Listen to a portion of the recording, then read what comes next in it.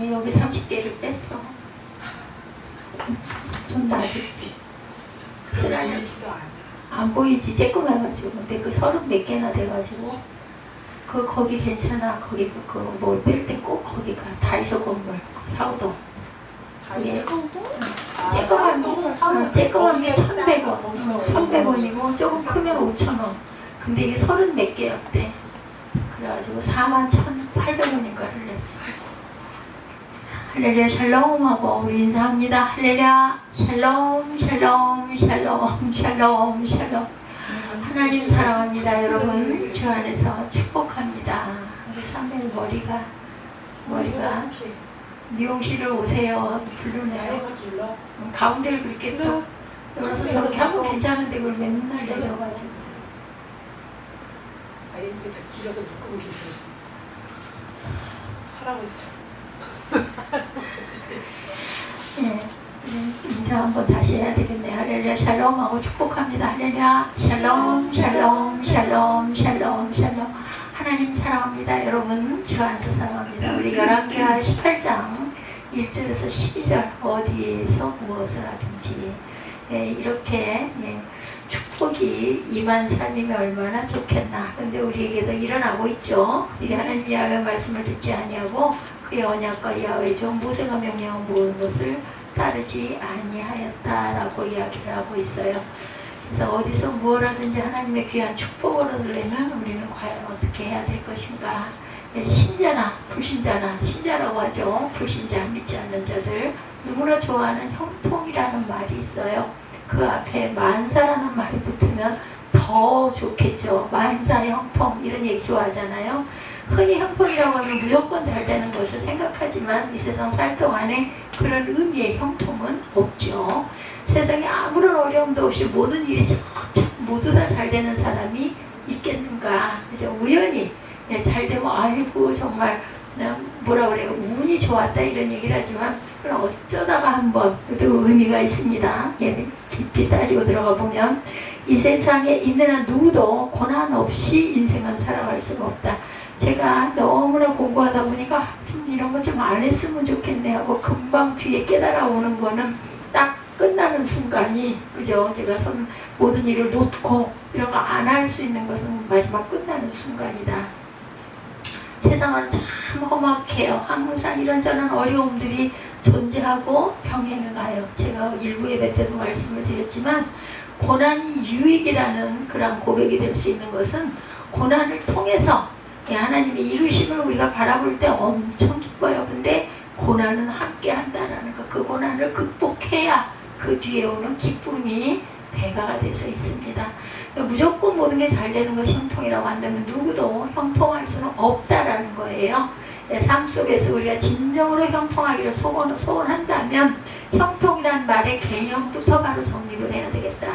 성경은 형통이란 말을 사용할 때 아무런 어려움이 없이 무조건 잘 되는 것으로는 절대로 언급하지 않아요. 그래서 그런 말 있죠? 면류관을 쓰려면 어떻게 해요? 고난의 면류관을 우리가 써야 승리의 면류관도 반드시 있다라고 말합니다.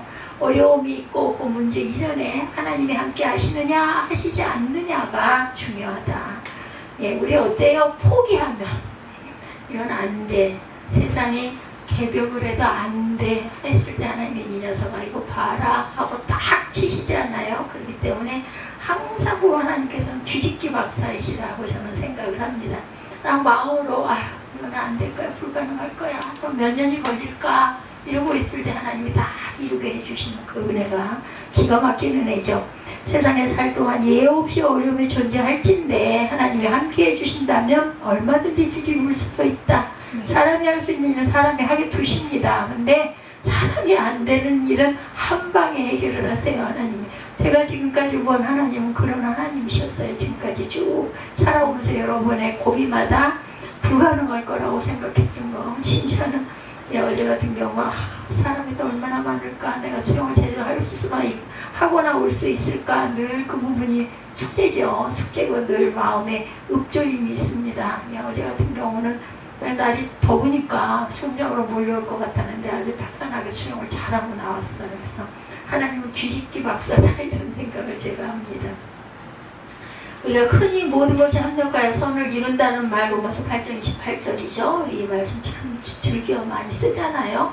바로 진정한 형통의 의미가 바로 어떨 때 합력하여 선을, 하나님께서는 우리에게 선을 이뤄주세요. 근데 그 선의 과정이 그렇게 한 번에 막 기뻐하면서 축복하면서 뚝따닥 이루어지는 게 아니라 어려운 고난과 여러 가지 어떤 순서와 절차와 또 그저 힘겨루기와 갈팡질팡, 이래야 될까 저래야 될까, 이게 도대체 될 것이냐 말 것이냐, 안 되면 어떻게 하나, 뭐 이런 것들이 계속해서 엎치락뒤치락 하다가 그것을 믿고 믿음으로 단단히 붙들고 갔을 때 또한 포기하고 돌아서라도 가야지 하고 마음을 내려놨을 때 하나님께서는 역사해 주신다라는 것. 그래서 형통하면 떠오르는 인물 중에 요셉, 여러분들 잘 아시죠? 예. 그 생애를 살펴보면 형통이라는 말의 의미를 바로 이해할 수가 있는데 창세기 39장 2절에서 3절입니다. 요셉에 관해서 이렇게 증거하죠. 여호와께서 요셉과 함께 하심으로 그가 형통한 자가 되어 그의 주인 애굽 사람이 집에 있으니 3절에 그의 주인이 여호와께서 그와 함께 하심을 보며 여호와께서 그의 범사에 형통하게 하심을 보았더라. 이렇게 주인이 깨달았어. 아, 이 사람 하고 같이 있으면 항상 형통함을 보겠구나. 그러니 얼마나 귀하게 대접을 하겠어요. 요셉이 애굽에 끌려가 종살이를 하고 있을 때 그가 이렇게 형통한 사람이다, 이런 말이 칭호가 붙습니다.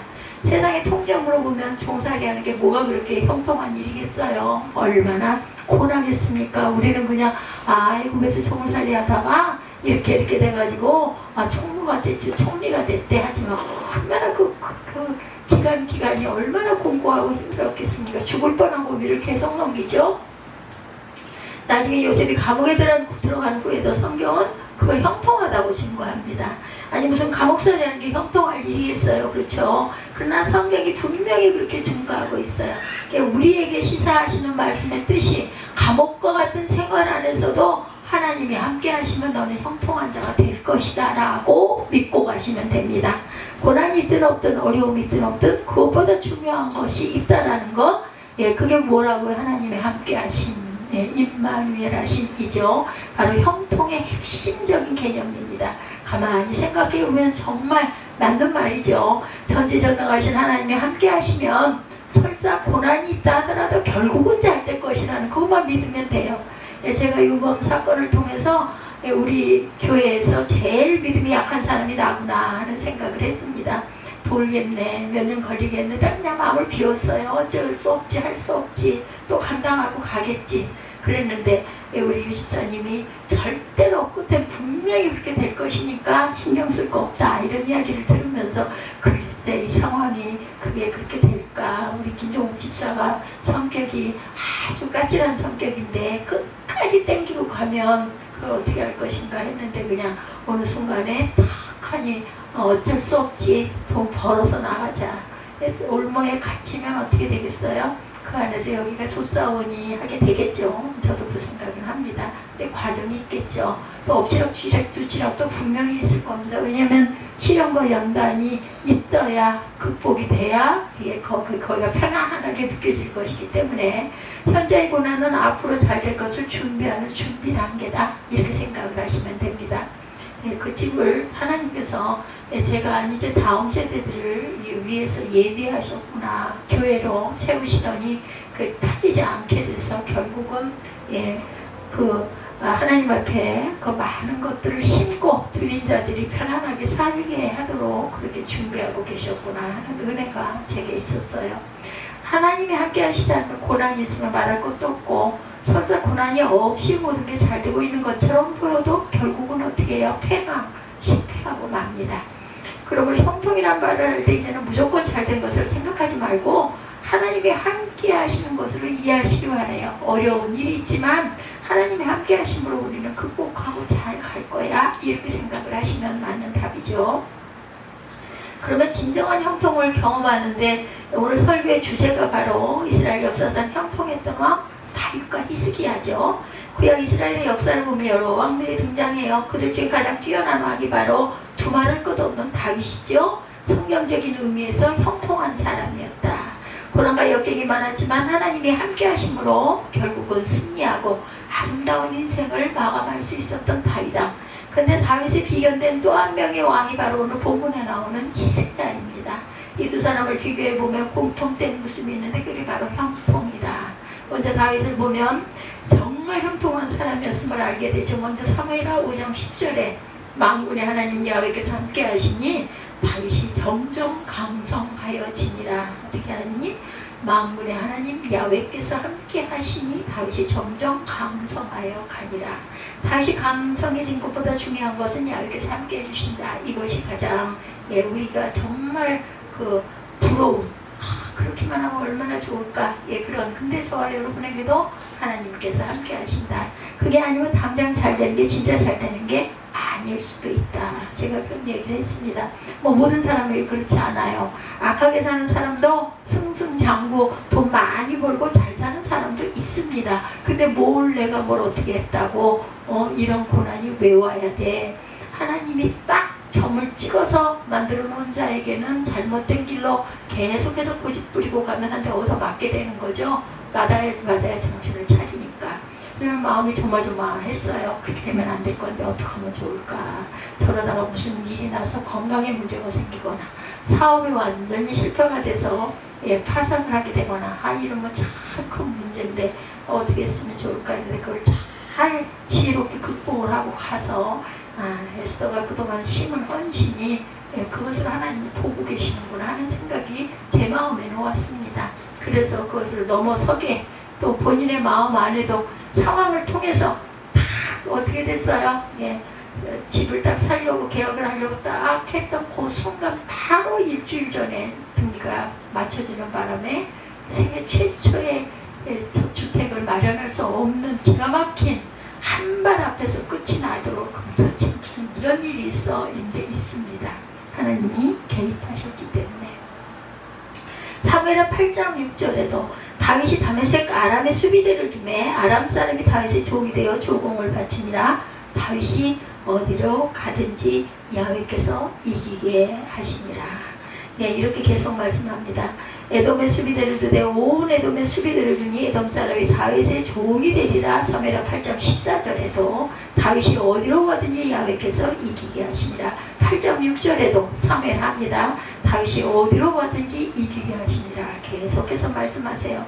다윗 시대에 계속적인 전쟁이 있었는데 어디로 가든지 야훼께서 이기게 하셨는데 그것은 하나님이 함께 하셨기 때문에 다윗이 잘나서도 전쟁에 능해서도 아니다. 내가 너와 함께 합니다입니다. 이렇게 해서 다윗의 생애가 흘러갑니다. 역대상 29장 28절에도 그의 생애를 전체적으로 요약합니다. 그 나이 많아 늙도록 부하고 종기를 누리다가 죽음에 그의 아들 솔로몬이 대신하여 왕이 되니라. 이렇게 증거하고 있어요. 다윗의 생애 가운데 고난이나 역경이 하나도 없이 승리만 있고 부귀영화만 있었던 거 절대 아닙니다.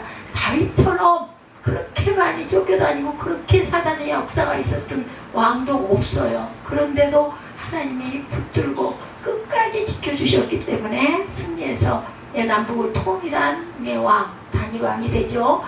중요한 것은 하나님이 함께 해주십니다. 내 삶 속에 내가 아무리 억울해도 아무리 사람들이 나를 멸시한다 해도 하나님만 나와 함께 하시면 결국은 내가 승리할 것이다.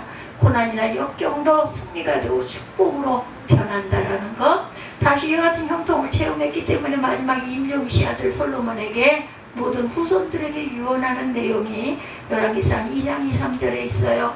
내가 이제 세상 모든 사람이 가는 길로 가게 되었노니 너는 힘써 대장부가 되고 내 하나님 야훼의 명령을 지켜 그 길로 행하여 그 율법과 계명과 율례와 증거를 모세의 율법에 기록된 대로 지키라. 그리하면 내가 무엇을 하든지 어디로 가든지 형통하리라. 그러니까 하나님이 모세의 율법에 기록된 대로 지켜 행해라. 그럼 뭐예요? 우리의 율법을 잘 지키고 하면 너는 형통할 것이다. 하나님의 말씀을 따라 살라는 거예요. 그러면 하나님이 함께 해주신다. 그러니 반드시 승리할 수 있을 것이다. 이 말은 고난이 전혀 없을 거라는 의미 아닌 거죠. 하나님이 함께 해주시기에 일이든지 무슨 일이든지 무슨 상황이든지 결국은 승리로 인도함이 될 것이다 라는 의미입니다. 그래서 역사에 보면 이스라엘의 여러 왕들의 생애를 묘사할 때 기준을 다윗으로 잡습니다. 아무개가 다윗의 길을 갔다 혹은 아무개가 다윗의 길을 가지 않았다 이런 식으로 나뉘죠. 여로보암은 여로보암의 길로 행했다 이면 악한 왕입니다. 다윗의 길로 행해서 갔다 이면은 아주 선한 왕, 하나님을 사랑하는 왕이죠. 다윗과 정반대에 있는 왕 여로보암이죠. 솔로몬의 아들 르호보암 시대에 쿠데타를 남북이 나뉘어요. 결국은 가까스로 하나님이 봐주셔서 솔로몬 왕이 돌아갈 때까지는 지켜주었다가 솔로몬이 돌아가고 나서 르호보암과 여로보암으로 남북이 갈리는 우리나라처럼 남쪽 북쪽이 나뉘게 되고 왕이 쓰죠 각각.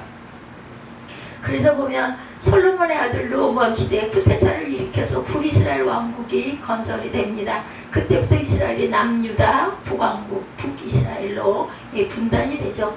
북쪽은 열나라, 이쪽 남쪽은 유다 하나, 거기에 이제 베냐민 지파가 하나가 섞이게 되죠. 여로보암은 정권의 야유에 굴리 하나님을 배반하고 우상 숭배하고 백성을 타락의 길로 만들죠. 그런 자에게 하나님께서 함께 하실 리가 만무하죠.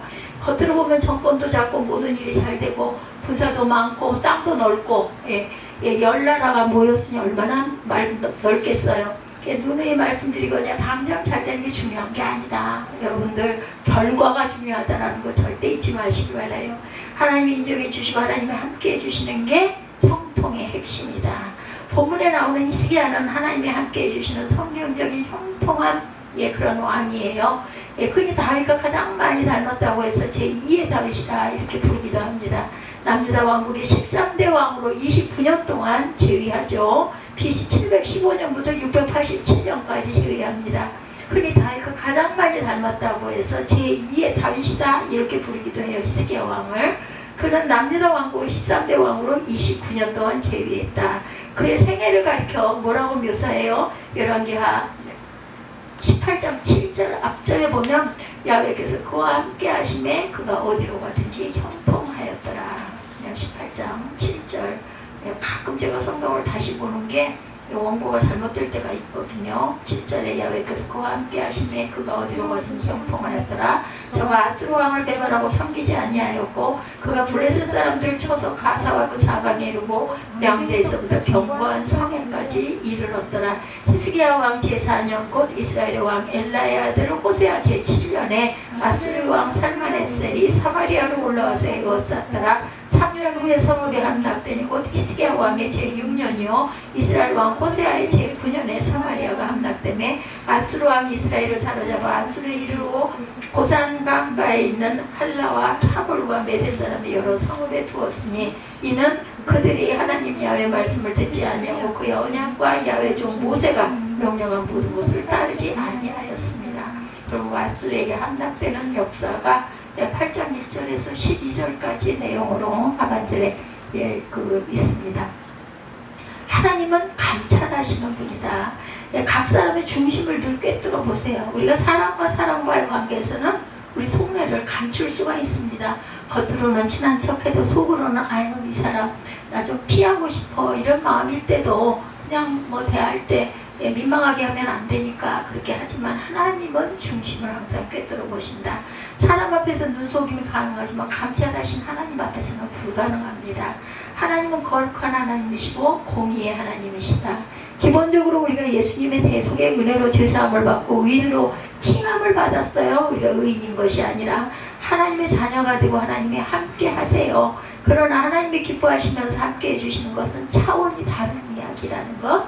겨우 구원받고 적당히 신앙생활을 하면 하나님을 기쁘시게 할 수는 없습니다. 그런 경우 하나님이 언제 어디서 무엇을 하든지 함께 하시는 형통은 없다라는 것.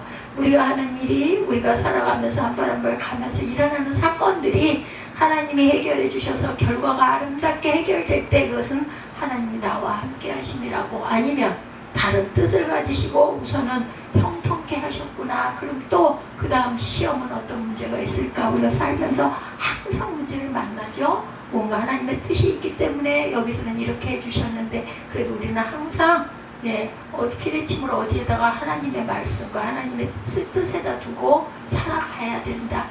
거기서 거역하거나 거부해가지고는 온전하게 평강의 삶을 살 수가 없기 때문에 하늘나라도 좋지만 천국도 좋지만 땅에서도 여러분들 이왕이면 마음에 참 평안을 가지고 천국을 이루고 가면 얼마나 좋겠어요. 그것은 내 맘대로 내 뜻대로가 아니라 하나님의 하시는 말씀대로 우리가 따라갈 때 평등한 삶을 살게 해주십니다. 하나님이 보고 계시긴 하겠지만 적극적으로 함께 해주시고 역사해 주시지는 않는다는 말이에요. 언제 어디서 무엇을 하든지 함께 해주시는 형통은 없다. 하나님의 뜻을 우리가 깨닫고 그대로 순종하고 갈 때 평안하게 평탄하게 해주신다. 우리는 신앙생활을 온전하게 하고 간다면 하나님 앞에 정직한 생활을 신앙생활을 해야 되겠다. 정직은 두 가지로 이 방향으로 나타나는 영적 정직, 도덕적 정직 두 가지예요. 첫째 영적인 정직. 히스기야는 무엇보다 일편단심 하나님만 바라본 사람이에요. 구약 이스라엘 역사를 보면 고질적인 문제가 있었죠. 혼합주의가 있었어요. 하나님을 섬기지 않은 게 아니야. 두 가지를 함께 섬겼어. 바알도 섬기고 하나님도 섬기고 풍요를 주시니까 바알 금송아지에게 절을 했던 거죠. 하나님을 믿기는 하는데 다른 신들도 겸하여 섬겼다. 이른바 양다리에 걸치는 신앙, 비유해서 말하면 두 집 살림하는 것과 마찬가지. 집에 돌아가서는 아내만 사랑하는 척하지만 밖에 나가서는 세상에 잡다한 사람들을 두루 따라다닌다는 것. 그것을 모를 때는 그 꼴을 보지만 알면 어떻게 그 꼴을 보겠어요. 그죠? 깨지죠. 결국은 사람은 잠시 속일 수 있지만 하나님은 잠깐도 속이지 못해. 근데 내버려 두셔. 별일 없어. 잘 속이고 가. 근데 결과는 하나님께서 가만 안 두시죠. 아까도 말씀드린 대로 선택을 받은 사람은 결국은 얻어맞아요. 몽둥이 찜질을 당합니다. 그러기 전에 시간을 주시는 거예요. 기회를 주셔요. 깨달아 알도록. 내가 손을 안 대도 네가 스스로 깨닫고 돌아오라고 바라보고 계시죠. 히스기야는 하나님이 보실 때 그 마음속에 오로지 하나님 한 분만 사랑하고 섬기는 사람이었습니다. 그래서 그가 왕으로 즉위하자마자 한 일이 있었죠. 18장 4절에 보면 그가 여러 산정들을 제거했다. 제거하고 주상을 깨뜨리고 아세라 목상을 찍고 모세가 만들었던 노뱀을 이스라엘 자손 이때까지 향하여 분향함으로 결국 뭐가 돼서 우상이 됐잖아요. 그것을 부수고 느후수단이라. 뭐예요? 노조각이다. 느후수단이란 뜻이 노조각이라는 뜻이에요. 하나님이 불뱀을 보내가지고 다 죽게 생기니까 모세가 기도했잖아요. 그랬더니 노뱀을 세웠어요. 장대 끝에 높이 달아서 믿는 사람마다 그걸 쳐다봐라. 그럼 내가 너희를 생명을 건져줄 것이다. 그래서 그때 노뱀이 생겼는데 그 이후에도 계속해서 그 노뱀에 절하는 거예요. 그럼 그것이 우상이 된 거죠. 그래서 그것을 알고 히스기야가 그걸 깨뜨려서 부셔버려요. 그리고 이름을 붙이죠. 느후수단이다. 이건 노조각이다. 이렇게 이름을 붙여버립니다.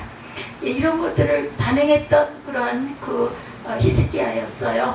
오로지 주님 한 분만. 그래서 그가 왕으로 즉위하자마자 한 일이 바로 자손 이때까지 향하여 분향함으로 그것을 부수고 느후수단이라 일컬었더라. 민수기 21장에도 이 내용이 나옵니다. 그 당시 우상 숭배 만연해 있었죠. 각처에 산당이 있었고 예루살렘 성전 예배가 기본이다. 산당에서 제사를 드리는 것은 엄연한 우상 숭배였는데도 주상이나 묵상하는 우상의 신상들인데도 그것을 깨뜨리거나 부셔버리지 않고 놔둬요. 심지어 모세가 광야 시대에 불뱀이 물려 죽어가는 백성을 구원하고자 하나님의 지시대로 만들었던 노뱀, 제가 말씀드린 대로 우상시하고 섬겼다는 것, 그것은 하나의 상징일 뿐 중요한 것은 하나님에 대한 신앙이었는데 하나님을 제쳐놓고 노뱀을 섬기면 일이 잘 된대 가지고 절을 했다는 겁니다. 이런 행위들은 영적인 간음이었는데 히스기야가 가차없이 착표를 합니다. 영적 간음은 육적 간음과 더불어 하나님이 제일 싫어하는 거예요. 마음속에 하나님 외에 다른 것을 하나님처럼 섬기는 것. 히스기야 시대뿐 아니라 모든 시대에 혼합 종교의 문제가 바로 여기 있었다. 크리슬람이란 혼합 종교 운동이 있습니다. 처음에는 아프리카 나이지리아에서 시작됐는데 최근에는 미국 같은 나라에서도 이런 혼합 종교, 기독교 인사들이 아예 공공연하게 주장하는 운동이 되었다고 그러네요. 무슬림 이슬람계로 혼합시켜 서로 싸우지 말고 다 같이 사이좋게 지내자는 취지라고. 아주 취지는 기가 막히게 좋은 것 같죠. 말은 좋은데 야훼 하나님이나 알라나 같은 신이고 같은 구원자다 이렇게 생각을 하죠. 이건 말이 안 되죠. 진리를 거스르는 것은 용납을 해서는 안 된다. 그래서 우리가 항상 끝단을 잘 생각하고 들어봐야 된다인 거예요. 이단들이 이렇잖아요. 아주 성경을 기가 막히게 잘 알고 갔다가 탁탁 갖다 입력을 합니다. 우리 일반인이 따라갈 수 없을 정도로. 저같이 기억력이 흐린 사람은 거기 가면은 할 말이 없을 정도로. 근데 끝에는 다 끝이 달라. 예, 그래서 내가 왕이다. 내가 하나님이다. 이렇게 변해. 예, 결국은 거기에 올무에 걸리면은 꼼짝을 못하고 헤어나오지를 못한다고 그러죠. 예수님은 진리 안에서 예, 원수들이 핍박해도 용서하고 축복하고 기도하라고 하셨어요. 원수들이 핍박해도 진리를 지키면서 평화를 추구하는 것은 당연한 일입니다. 근데 평화를 추구한다면 진리를 파괴하는 것은 있어서는 안 되죠. 이것은 비유하면 마치 어떤 사람이 예, 배우자를 두고 바람을 피워요. 그래서 삼각관계로 다툼이 생깁니다. 너무 힘드니까 셋이서 함께 살자고 제안을 했어요. 말이 돼요? 평화가 아니죠. 같이 망하는 길이라는 거. 베트남에 가면 해교한 종교가 있다고 그래요. 카오다교라는 그 교가 있대요. 예, 기독교, 불교, 유교, 도교, 이슬람 등 여러 종교를 혼합한 것. 예, 카오다이교회. 카오다이교. 예, 신전에 예수, 석가모니 공자, 마호메트 사진을 같이 걸어놓고 있다고 하네요. 다른 교주들은 끼워져서 좋아할지 모르지만 예수님은 이것은 아니죠. 거절하시죠. 예수님은 유일하신 하나님의 아들이심으로 그 어느 곳과도 섞여서는 안 된다. 안타깝지만 앞으로 이런 이상한 일들이 점점 더 많이 등장하게 될 것이다. 우리는 명심해야 됩니다. 진리는 타협의 대상이 절대로 아니다. 생활 속에서 평화를 도모하는 것은 성경에서 이미 가르치고 있어요. 원수도 사랑하신 예수님의 사랑을 우리는 본받고 가야 합니다. 이웃을 사랑해야 되죠. 가깝게는 내 이웃이 내 배우자가 될 수도 있고 자녀가 될 수도 있습니다. 그리고 가장 가까운 내 벗이 될 수도 있어요. 그렇죠?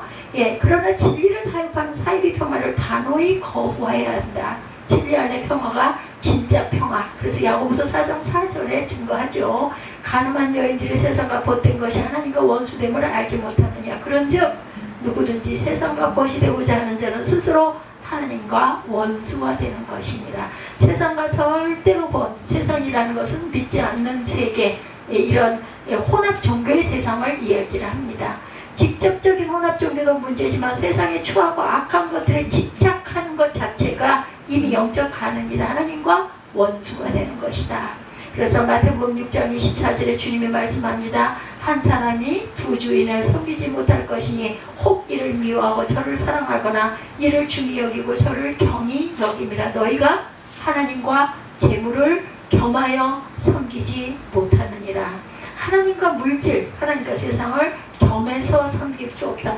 필요합니다. 물질. 그리고 굉장히 살아가는데 중요한 존재이기도 하지만 섬겨서는 안 된다. 잘 써야 되죠. 하나님이 주신 것을 우리가 감사함으로 받아서 잘 써야 돼요. 그것을 섬겨서는 안 된다는 거예요. 그게 먼저가 돼서는 안 된다는 겁니다. 하나님 다음이 돼야 된다.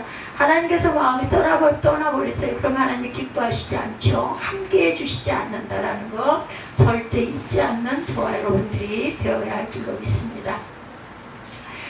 항상 방임함으로 실패하는 것 잊지 말아야 되겠다. 잠시 잠깐 세상에서 잘 된다고 해서 절대로 그것은 형통이 아니다. 저와 여러분은 오로지 어떻게 하나님만 섬기는 하나님 귀한 자녀들이 되어야겠다.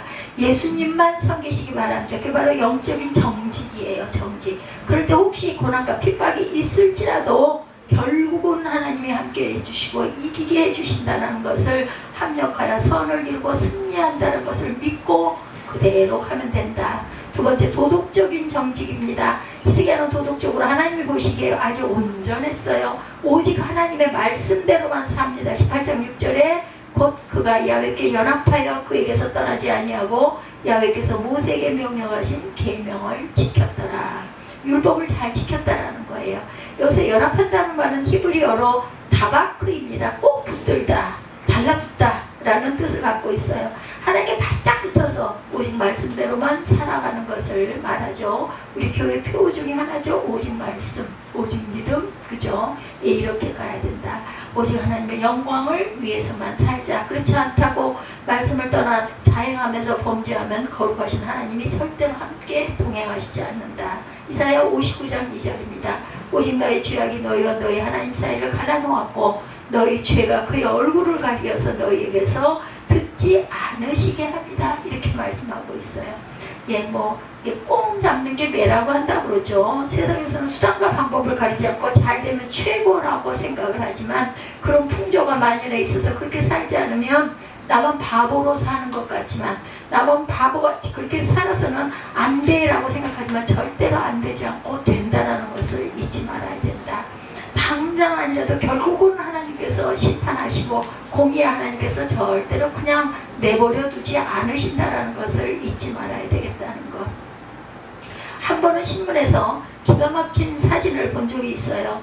인도에서 고등학교 입시 공시장에서 있었던 일입니다. 5층 건물인데 학부모들이 외벽에 붙어서 올라가는 사진이었어요. 예, 사진을 봅니다.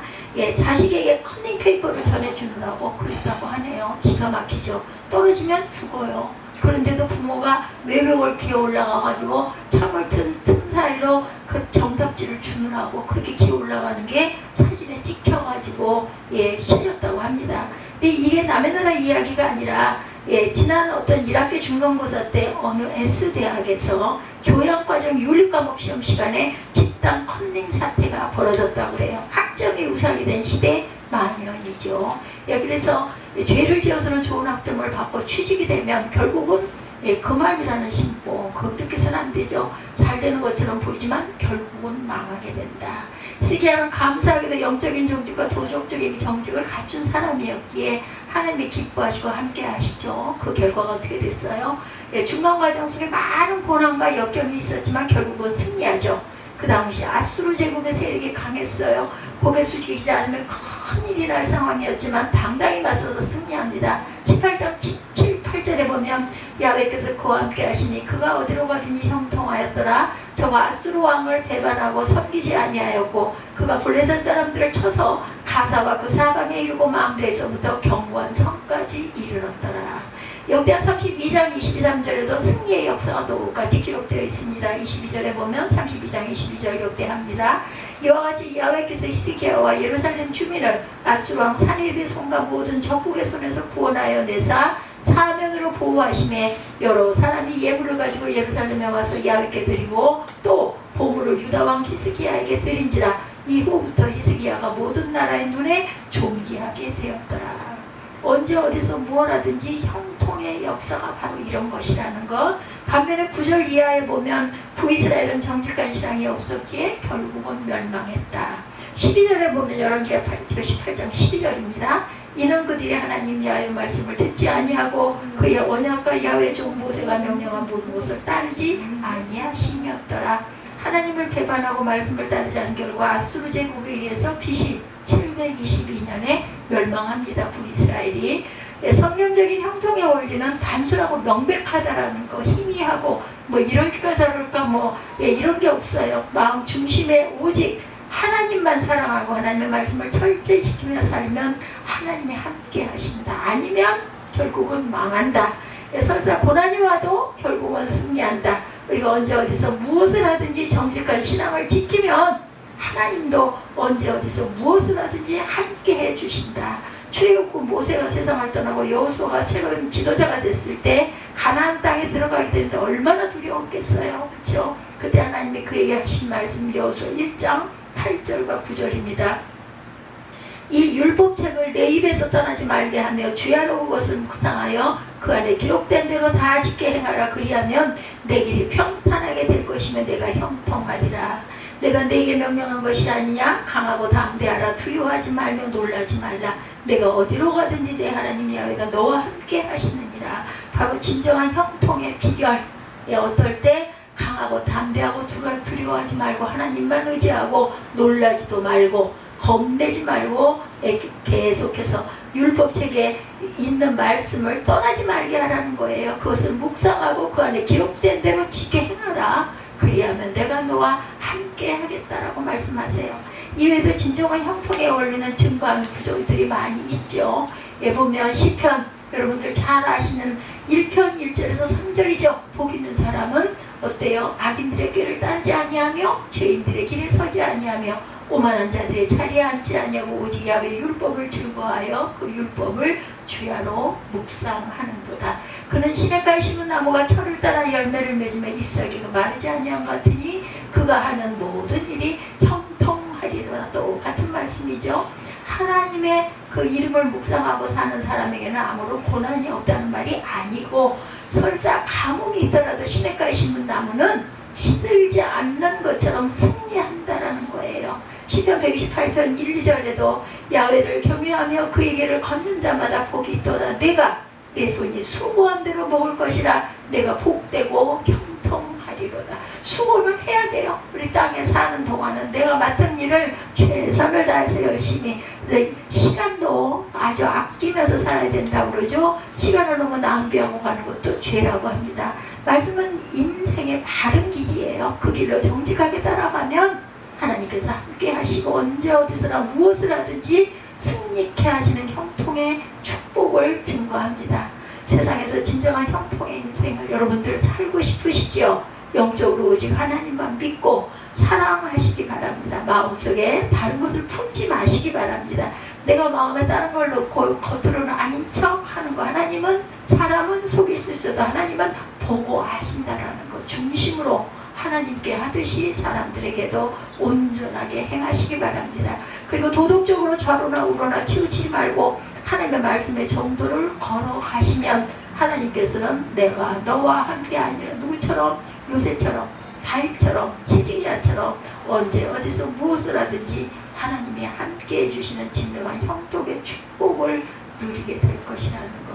여러분들도 지금도 그걸 보고 가시죠. 그런 마음으로 변함없이 하나님과 함께 동행하시는 귀한 축복이 임하시기를 주님의 이름으로 축복합니다. 우리 찬양하시고 기도하시고 축도로 예배를 마치도록 하겠습니다.